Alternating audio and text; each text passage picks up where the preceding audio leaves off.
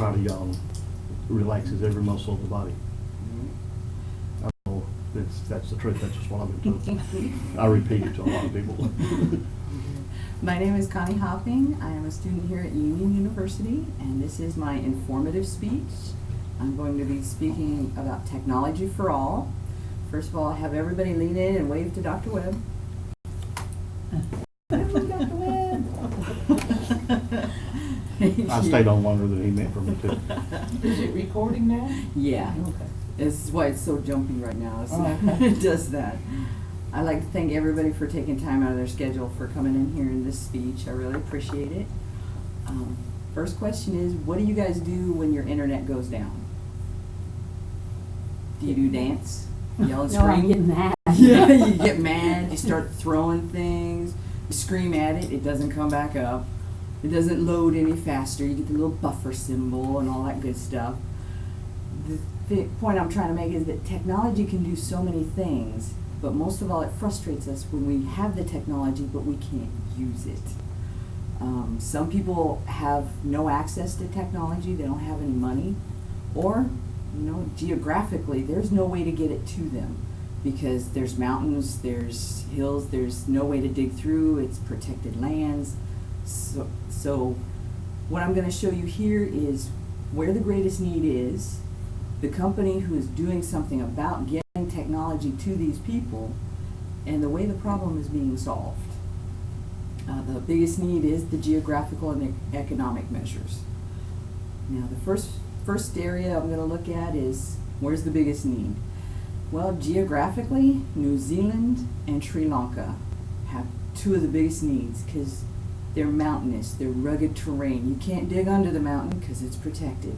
You can't have big towers there because of just geographically you're not going to make it to everybody. Economically, Sri Lanka wins. Economically, Sri Lanka is up and down on their economy. Sometimes they're doing good, sometimes they're doing bad. Most of all, they have a very big ratio of very wealthy and very poor. The poor people don't have any money to get the internet. The wealthy people are a very minority there. So that kind of shows you where the need is at. Sri Lanka needs some internet. They don't have internet. How do we get it to them? Google. Everybody's heard of Google. You yell at Google when they bring up the wrong thing. It's everybody's favorite search engine. Google has a lot of different areas, and I did not realize that until I started looking into it. They actually have, I'd say, 9 different countries that they have companies in, subsidiaries. Not just internet, where they do software, they do games, they do research and development, they do cars. Yeah, I didn't know that. I didn't know half the stuff they did. They've got their fingers in a lot of pies. The biggest thing they're doing right now is research and development. Where's the need? How can we fix it? Google stepped up to this challenge. They saw a need. They said, you know what, there's a lot of people out there that logistically can't get internet. We want everybody to have internet because we are the internet. That's what's Google's thinking. So what they did was they came up with a really good plan. Their plan is called Project Loon. Now I've shown you the where and the who. Let me tell you how. Project Loon. What Project Loon is, Google has devised a plan to get balloons into the stratosphere.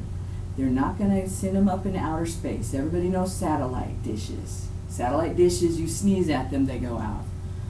Because you've got a lot of space in between the two. With Loon Project, they're going to send it up into the stratosphere. So you're below outer space, above the weather, and they're going to use the wind currents that go across. The balloons are not going to have like a gyroscope. They're not going to have a big motor. They can go up and down through hot air. That's it. They're going to use the wind to carry them across the world, basically. You got one going across Sri Lanka, up here, once it gets there, comes down, goes right back across, up, and then down. Everything on the balloon is going to be green. Solar panels to make sure that the batteries stay good. They have a GPS, so they know where it is. And everything is connected to the LTE, which is the towers that we have down here for our cell use. Cell towers can kind of bounce it back and forth. Now what they're looking at doing there is using the existing cell towers in Sri Lanka and these balloons. Now the people in the Himalayas and in the mountains that they can't get the internet, they take the balloon, the internet goes up from the cell tower to the balloon, they bounce it down to where that person is. That way they don't have to build a tower in the middle of a mountain in a protected area. So that's basically the concept that they came up with.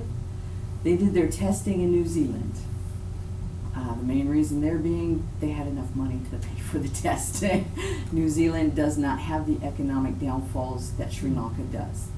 So they tested it in New Zealand to make sure that it would work by flying 30 to 60 balloons across New Zealand using that stratosphere, and was able to connect rather than 3 minutes in 30 seconds with somebody on the ground. They tested it for 6 months, and now they're ready to launch in Sri Lanka. They should be launched by December of this year. They should be launching in Sri Lanka so that they can have the internet there. What they did find was that after about 100 days, the balloons kind of lose their balloonness and they start coming down. So they went ahead and they set up centers in Sri Lanka to go and retrieve the balloons and keep going up. They figure about 150 to 200 balloons should cover that country on a continuous basis. If it works well with Sri Lanka, they're going to bring it to the rest of the world. I wish they'd fly it over my house so I could have Mine it. too. You know? But it worked. It would be good. It would be very good. Mine's last half the time. I hope with this, I'm really kind of hoping that you can see where the biggest need is. They are looking at charging possibly $2 to $3 for internet, which is another reason why I want them to bring it to my house. The people in Sri Lanka don't have that kind of money. You know, $2 to $3 for internet is a lot for them. When an economic profile was done on them for a separate class that I took, we figure with even a $5 charge for the amount of people that they have in Sri Lanka, you could make at least $50,000 to $60,000 a month. So Google is not going to miss out on this. They are looking to bring it to more further away, like Hawaii has a very expensive, you have to go underground. I'm trying to think of West Indies, Turks and Caicos, any of the smaller islands, you're going to be able to get more internet access there. Hopefully with this, I've shown you the area with the most need, which is Sri Lanka. The company willing to take this on, which is Google, that brings them in a much better light in my eyes, and the way it was managed. Now you can see that through innovation and exploration, we can bring technology needed to change people's lives to people's lives. See, I think technology can be a good and evil. However, it is a wonderful tool to use. It can help people in so many ways. And now thanks to Google, the people of Sri Lanka can receive that help also. Thank you. 7 minutes, 59 seconds. Very impressive. Very good. Mhm.